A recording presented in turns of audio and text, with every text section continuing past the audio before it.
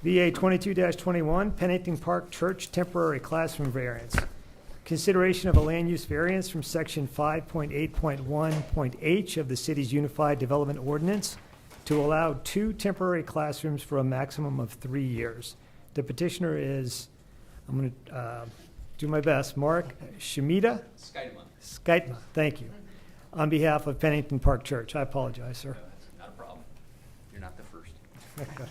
Well, good evening, Mr. Chairman and members of the board. My name is Mark Skytma, and I'm the executive pastor of Pennington Park Church. And I just want to begin by thanking you for giving us the opportunity to share this proposal with you, or this request with you tonight. Pennington Park is a young but growing church in the heart of Fishers. We're located off of 126th and Pennington Road. We were planted in 2015 by another church in town, College Park Church, and over the past 7 years, we've grown from a congregation of about 250 to just around 800. And in August of this past year, we saw almost 900 people attend on a Sunday morning. So we recognize that we're in a season of growth, and we want to be prepared to meet the needs of our growing congregation. We have been working on both a temporary solution as well as a long-term solution to the reality of this growth. And so we would like to purchase 2 modular buildings to use for our children's ministry on Sunday mornings, as well as some adult ministries through the course of the week. And this will give us space to grow and meet the needs of our families while we also prepare for a long-term solution. So tonight we're requesting a variance to use these modulars for up to 36 months. The modular buildings would be located on the west side of our current facilities.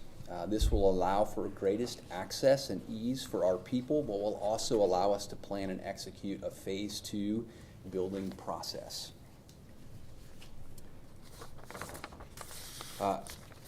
We've begun talking with T&W Design Build about a phase 2, and we're developing plans now to build additional classroom space, multi-purpose space, offices for our staff, and expand our current sanctuary. And phase 2 is designed to wrap around the south and east sides of our current facility. And I apologize that on this diagram it's hard to see. I submitted one that showed in red where the new building will be, and it will basically be an L around the existing building. And by placing the modulars on the west side of our facility, we can build new space without disrupting any construction activities in the future. These renderings show what proposed elevations would look like, and if you've driven by our building, you'll see that these match the current building. I want to give you just a real quick projected timeline. Right now, we're in October, but we've been prepping for modular buildings, looking at purchasing and what it would take to install them. We've had conversations with our neighbors in October. Tonight we're here at this meeting. If you approve, we plan to purchase these and move them to our facility here in the next few weeks, and then we'll take a few months to renovate those. They're used, and so we're going to renovate them and update them, and then the hope is to begin using them in January of 23. In June of this year, we began having a conversation with T&W, and we'll continue that until June of next year as we put those plans together.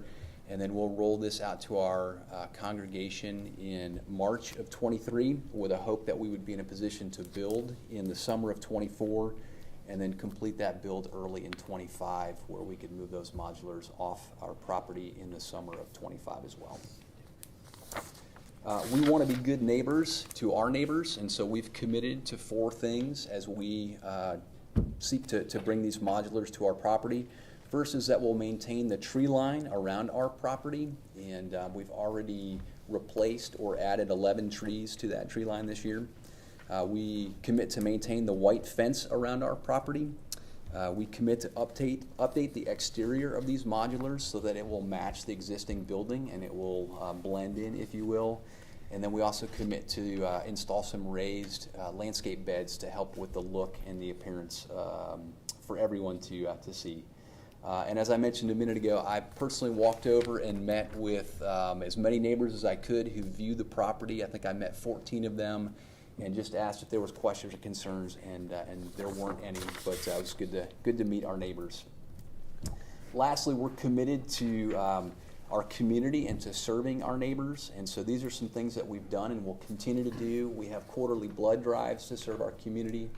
We serve as a polling station, and we'll do that again here in a few weeks. We want to be green space for our neighbors, so we have 14 acres of green space, and we love having our neighbors walk their dogs and come over and throw the ball. And we even have some moms and dads who have been teaching their kids to drive in our parking lot. We love that. So we partner with Wassons. They have an annual event, and they use our parking lot for their event. And then we do an annual Fall Fest for our community, and that's coming up this Saturday. And we want our neighbors to come and enjoy that time as well. So thank you for allowing me to present tonight. Thank you. Staff? Good evening. For the record, Ross Hillary, City of Fishers Planning and Zoning staff. Before you tonight is VA 22-21, which is Pennington Park Church. As we said, Pennington Park Church is located near the intersection of 126th Street and Pennington Road, shown here in the red square. The common address for this property is 13222 East 126th Street, and the property is zoned R2 residential. And institutional use is allowed within that residential zoning district. Tonight they are seeking a consideration of land use variance from section 5.8.1H of the city's Unified Development Ordinance, which to allow for 2 temporary classrooms for a maximum of 3 years. The location of these temporary classrooms will be located adjacent to the building within a drive aisle on the southwest side of the building. This location allows for easy access for children during ministry as the primary use of the request. Temporary uses right now per our UDO is a maximum use of 120 days. So that's why they're seeking a variance of 3 years. This is a zoomed in version of that same area showing the location of the temporary classrooms and the proximity to the building.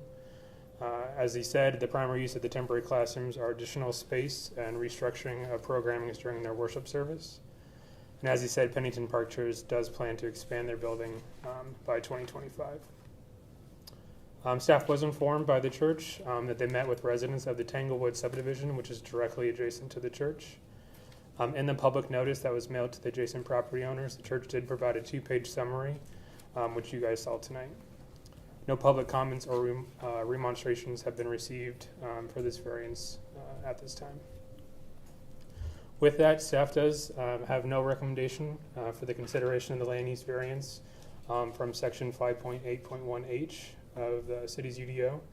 But if the board does approve tonight, staff request that they do so with the following conditions: that it's limited to the requested time frame of 3 years, and that a letter is recorded on the property.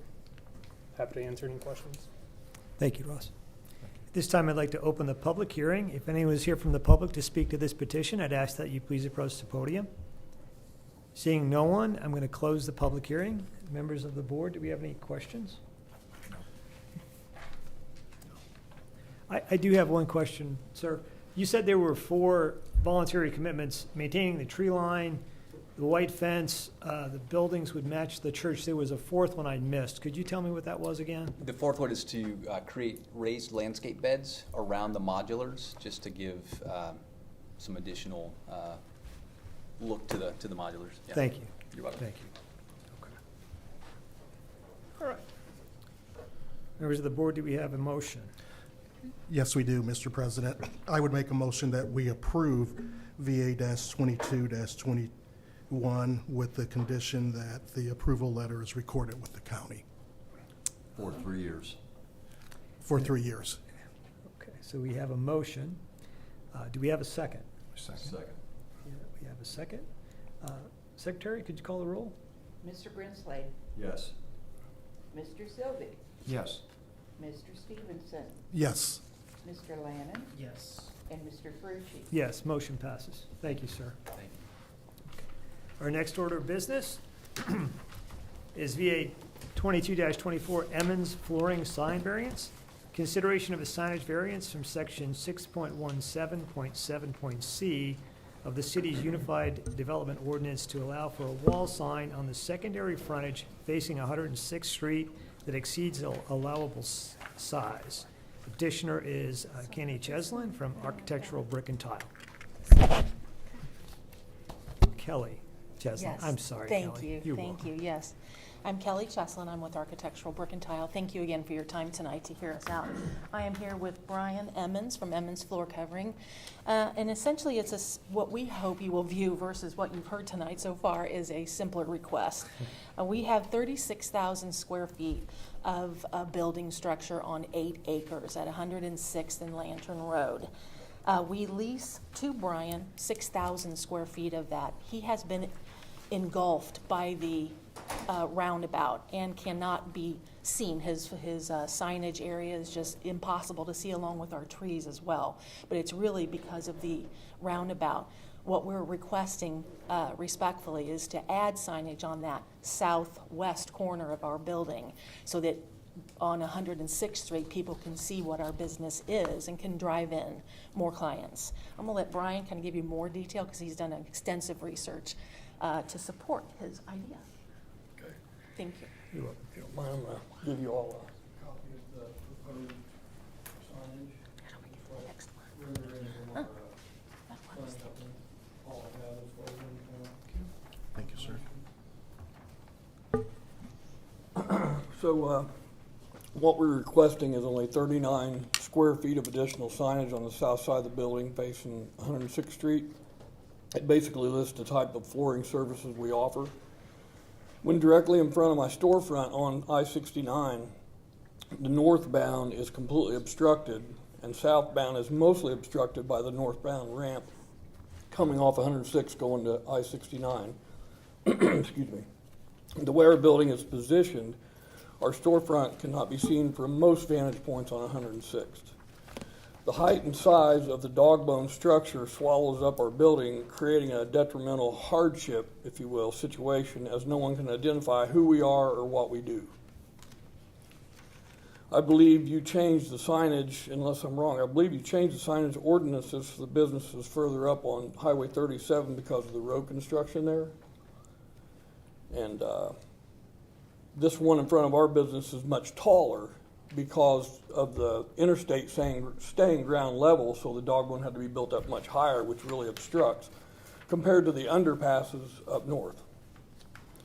I designed the proposed signage for a very clean and professional look to keep in line with the building as well as the entire Fishers vibe. It simply lets the massive amount of traffic passing by daily on 106th Street know what we offer to them as the buying public. This small amount of signage really affects the survival and the success of my business, I believe.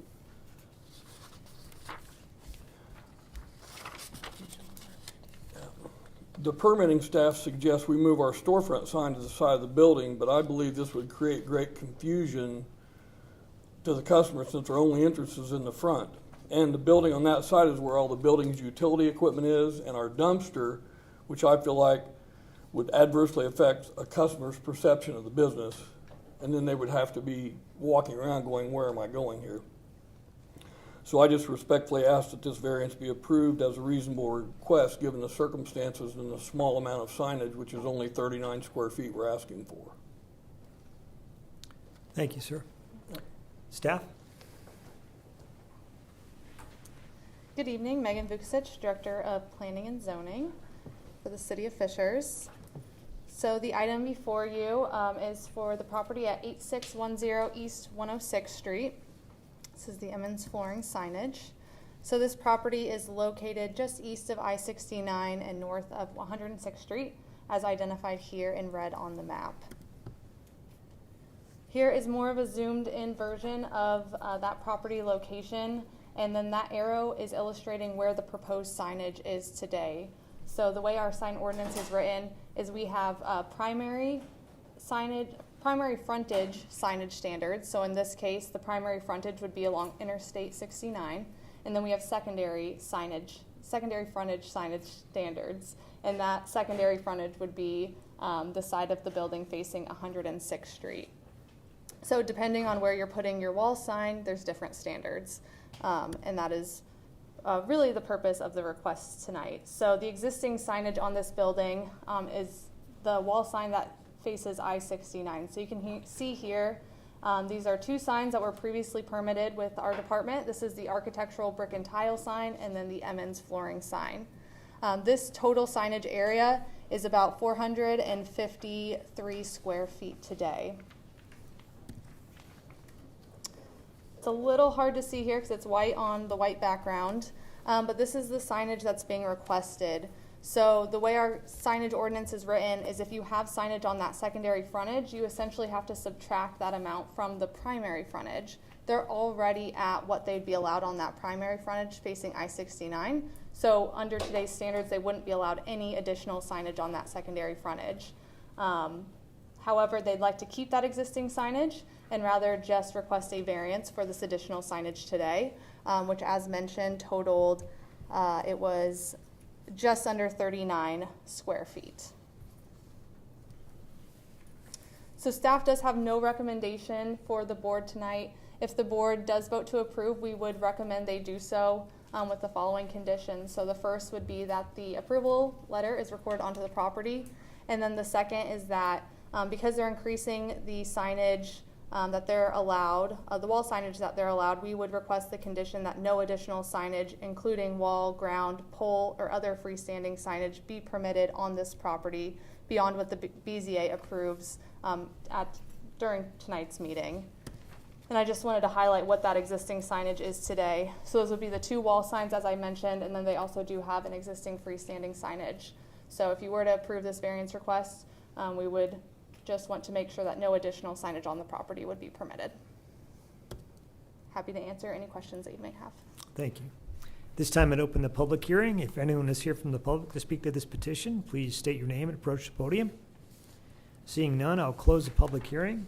Members of the board, do we have questions for petitioner or staff? No. The one question I have is this sign does not appear to be illuminated. Is that correct? No, it's non-illuminated. Okay. Thank you. Thank you. Do we have a motion? I'll make a motion. Make a motion that we approve VA 22-24 with the conditions that it's recorded with the Hamilton County Recorder's Office, and no additional signage, including wall, ground, pole, or other freestanding signage may be permitted on the property beyond what we, BZA, approve at tonight's present meeting. We have a motion. Do we have a second? Second. Very good. Secretary? Mr. Grinslade, Yes. Mr. Sylvie, Yes. Mr. Stevenson, Yes. Mr. Lannon, Aye. Mr. Ferrucci. Yes, motion passes. Good luck, Mr. Emmons. Thank you. Our next order of business, VA 22-25, Northridge Gracious Retirement Living Variance. Consideration of a development standards variance from the residences at the Crossing PUD Ordinance number 100311 and the city's Unified Development Ordinance where applicable to allow for a reduced number of parking spaces, building setback, landscape requirements, and to allow a temporary sign due to the increased right-of-way on the southwest corner of 146th and Allisonville Road. The petitioner is Hamilton County on behalf of Northridge Gracious Retirement Living. My name is Michael Howard. My office is at 694 Logan Street in the city of Noblesville. I've served as Hamilton County Attorney since 1989. And to explain a little bit why I am here on behalf of them, the project that you see before you is a project to improve the intersection, substantially improve the intersection of 146 and Allisonville Road with a 4-lane road going over for through traffic and a large roundabout below to take care of the various movements which will move forward. This project is scheduled to be bid in February. We are cautiously optimistic that the bids will be competitive and it'll be about a $26 million project. Part of the design standards were influenced by the Indiana Department of Transportation because there is about 25% funding with federal aid. We acquired the right-of-way that we're going to talk about here in a moment from the retirement center under threat of eminent domain, and as part of the resolution of all the issues, and they were a little more complicated than here's X and we'll pay you Y, here we go. we agreed that the county would represent them in these proceedings, and they have signed the proper consent that's on file. First of all, you can see the property. If you look, you're looking toward the southwest. The buildings in that corner, the northern, probably 45 to 50% of the property is this client, which is the retirement center. To the south of that is a condo project, and we've resolved all of our issues with them without having to go through variances.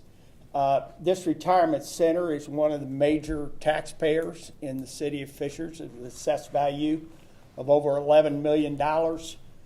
They are owned by a company in the state of Washington, and they are financed by a New York company that is secured by a $460 million package of financing. So they're kind of strangers. They're operation people. I know work with the city. So that's why we're here today. What we are trying to do is to get variances from the initial plan development ordinance, which was passed by Fishers in 2002, the town of Fishers, by the way, or 2012, I'm sorry. And so these variances are from the agreed setbacks, landscaping, other conditions that were in that ordinance, and our engineers did the best they can to minimize the adverse effect. If we can go to the next, wait a minute, I got it here. Yeah. Okay. This is looking straight down on the property. This aerial was taken before the condos were built. So if you look down at the very south end on Allisonville Road, you see the shared entrance of both this property and the property to the south. There will be no changes in that entrance, but there will be some changes immediately north of that entrance that we'll discuss later. The first variance we're talking about is a reduction in building setback from the right-of-way line of 146th. If you look at that dark structure there, you can see where the right-of-way line is versus the northern edge of the building. The required right-of-way in the PUD was 55 feet. In the subsequent condition or after this project, the setback will be about 48 feet at the right or eastern part and about 40 feet at the western part. So we're seeking that variance from the setback requirements. The second variance we're looking at is to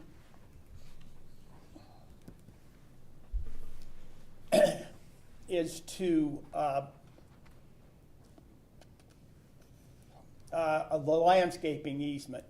If you look at the very top or north of that diagram, you will see a red long strip along Allisonville Road.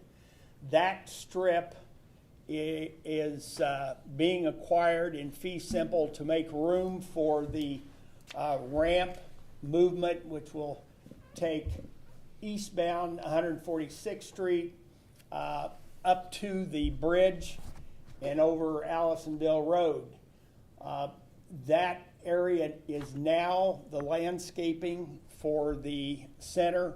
So with that taking, there will be no room for landscaping along that entire area. However, you do see that there will continue to be landscaping right at the corner. There's trees there at the corner to the upper right-hand corner.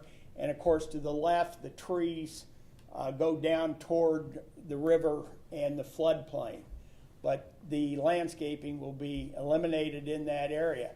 There's was some question about whether or not in the yellow area, which is a temporary easement, whether there would be landscaping in there. And frankly, that land is going to be so steep that the chances of having anything grow other than sod in there would be very, very remote.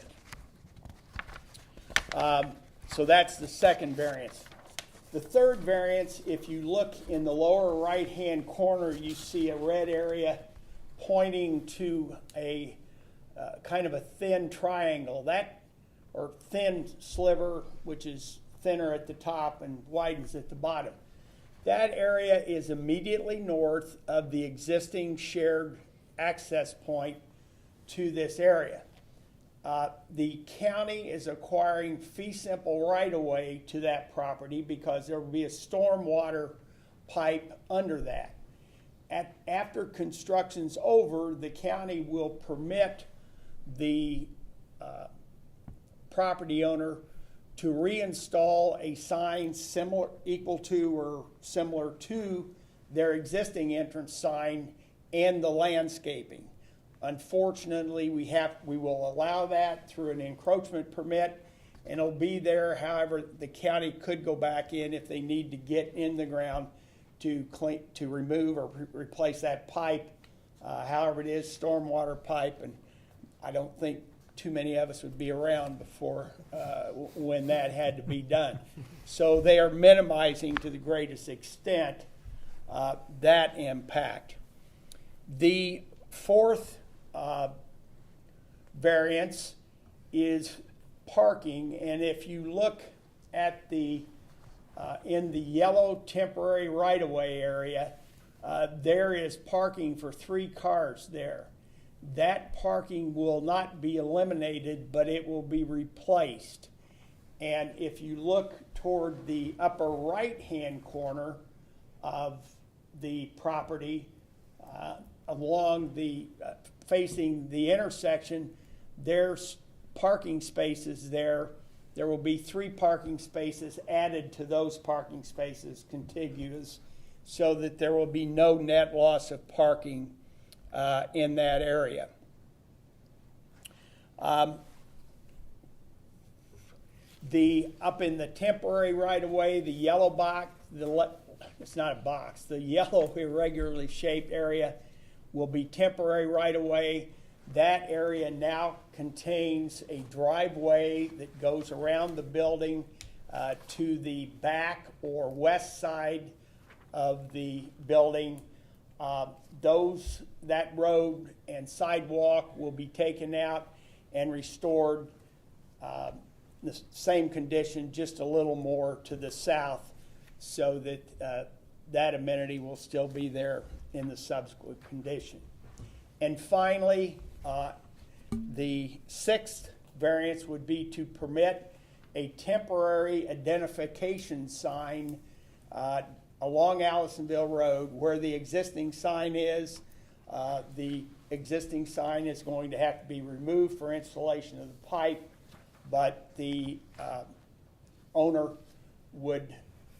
needs an identification sign for people that come to see their residents or provide services. Those are the 6 ordinance violations from the terms of the 2012 ordinance.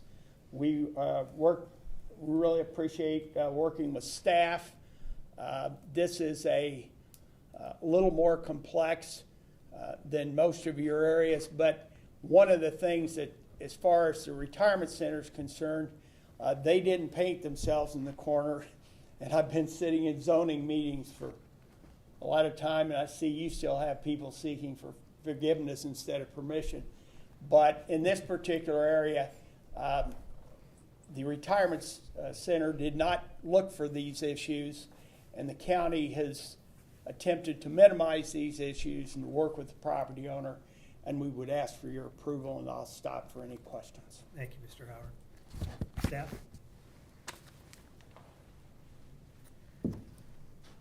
Yes, so I'll just briefly go through this. So the property in question is located in the most northwest portion of our city, just right up along the White River and 146th Street and Allisonville Road. Noblesville does have jurisdiction over 146th Street, and so this is their right-of-way project. As Michael had mentioned, this is for an eminent domain case related to intersection improvements at 146 in Allisonville. So the renderings had previously been shown, and again, I'm just highlighting that here. So this property is within a PUD development, and so typically PUDs are tied to concept plans. And so in this case, I've got shown here the concept plan on the left for this development.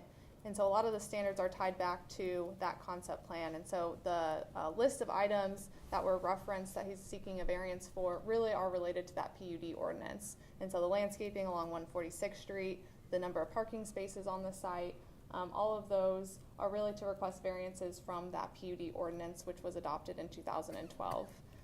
So just wanted to make sure that's clear, because typically the cases you all see are really related to the UDO, not necessarily a specific PUD ordinance. In this case, staff really does see this as a true hardship for the property owner. It's an eminent domain case. They're not, they don't really have an option but to give away that right of way. And so we are recommending approval with the condition that they record the approval letter with the Hamilton County Recorder's Office. Thank you. This time I'd open the public hearing. Anyone here from the public wish to speak on this petition?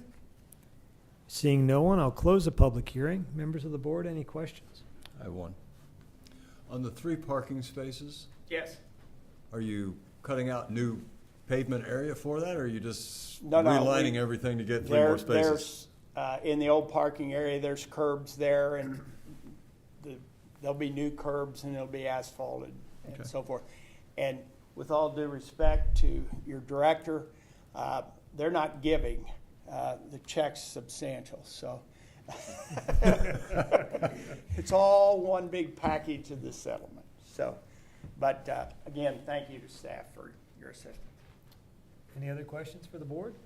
From the board? I don't have a question, but I do have to disclose that my firm does work with the county, and because Mark and those folks are now representing this, I'm conflicted out of voting on it, so. Okay. We still have a quorum to conduct tonight's business, so. Seeing no other questions, we have a motion. Yeah, I'll make a motion that we approve VA 22-25 with the condition that its approval letter is recorded with the Hamilton County. We have a motion. Do we have a second? Second. Secretary? Mr. Grinsley, Yes. Mr. Sylvie, Yes. Mr. Stevenson, Yes. and Mr. Ferrucci. Yes, motion passes. I'd like to thank staff and Mr. Howard for the presentation you put forward. It helped us really narrow down on the issues, so thank you. We'll try to keep it open to traffic as much as possible. We won't hold you responsible. Thank you. You're welcome. Last order of business, VA 22-26, the mower shop parking variance. Consideration of a development standards variance from section 6.11.3.A, parking lot design of the city's UDO to allow parking of motor vehicles on grass. Mr. McNarney from the mower shop. Hi, my name's Paul McNarney. I've been a Fishers resident for approximately 32 years, and I've owned the mower shop for 25 of those years. And I'm here to present to you, I've kind of shown a flyer there of what's going on at my business. Had I known I needed this much PowerPoint, I would have done some more homework, or maybe brought my daughter back from college to present for me. This is incredible. So you can see in the front page, it kind of shows, I took pictures from State Road 37, I took pictures from Ford Drive to show you what the U-Haul situation looks like. Then I also have an overhead picture of where I'm asking to allow my trucks to be parked, or I guess U-Haul's trucks. I understand the variance and what it's for. We don't want Fishers to look like a dump, and I don't want my business to look dumpy. You can see, with the exception of Sundays when they all get dropped off, they're usually neatly organized and it looks good. The U-Hauls provide a nice service to our community, along with the business that I have where we service mowers and sell lawnmowers. And hopefully I can continue to be able to park them there in my grass inside my fenced-in area. Very good. Thank you, Mr. McNarney. Staff? Yes, again, Megan Vukasich, Planning and Zoning. So the property in question is off of State Road 37, just south there of 131st Street. Here is a bit of a zoomed in version of the property itself. So you can see it doesn't have access onto State Road 37. It's actually off of that interior Ford Drive there.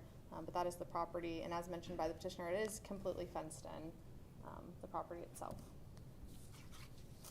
So it's lagging a bit. Give me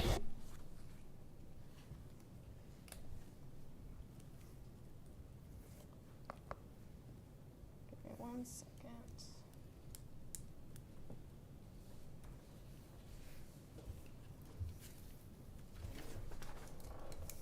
Well, while that loads, so essentially the request is for allowing the parking of motor vehicles on the grass area, which is not permitted in our Unified Development Ordinance. So we do not allow even gravel on commercial properties, let alone the parking of vehicles on grass.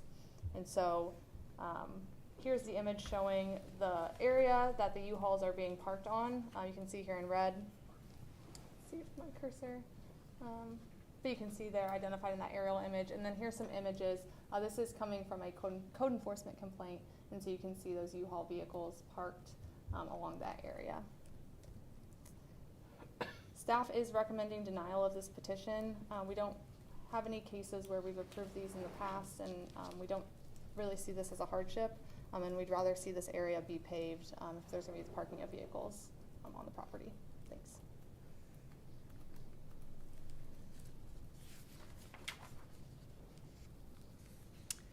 This time, and open the public hearing. If anyone is here from the public to speak to this petition, we'd ask that you approach. Seeing none, I'll close the public hearing and ask members of the board if they have any questions for the petitioner or for the staff. I have a question. Is there a reason that you can't pave that area? Just for cost? What's the approximate cost? Do you have any idea? Yes, we had a quote around between $40,000 and $45,000. Wow, it's a lot to pave that little stuff. I do have a question for staff. In terms of the vehicles on the parking lot itself, is there any concerns about spaces? Any issues there? Is it just related to the number of customers that come to the retail facility? Or in other words, if we park these vehicles, do we have enough parking there? If they were to park the vehicles on the existing pavement? Either on the existing pavement or if they pave new pavement, how would that factor in? Yeah, so I haven't run the calculation on the impervious surface area. Okay. So I can't answer that 100%, but just eyeballing it, I think they'd be fine, especially because it's a commercial property, so typically that's a higher percentage of impervious surface. Okay. I'm sure they could design it in a way to be compliant with the standards. Okay. And how many trucks do you have? U-Haul vehicles? You got 3, 6, 9? It changes daily. Okay. It can be anywhere from, so there's 9 in that, and the photo to the left, we could have as many as 17 or 18. Okay.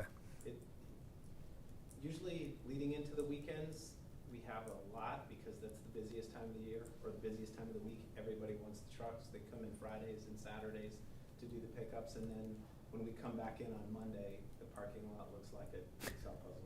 They're just everywhere, and then we rearrange them and put them, kind of along the outskirts of the property there.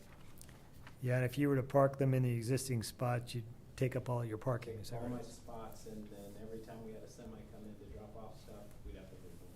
Because the way the semis come in, they come in the entrance and then they loop around and back up to my loading dock, which is, you can see it. It's along the back fence where all the employees park. The loading dock is right there. I see.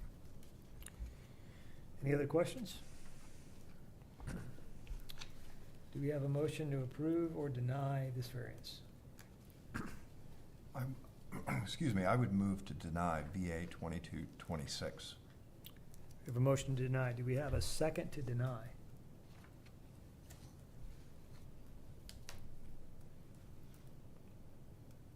No second. Can I make a motion to approve? You've, oh, yes.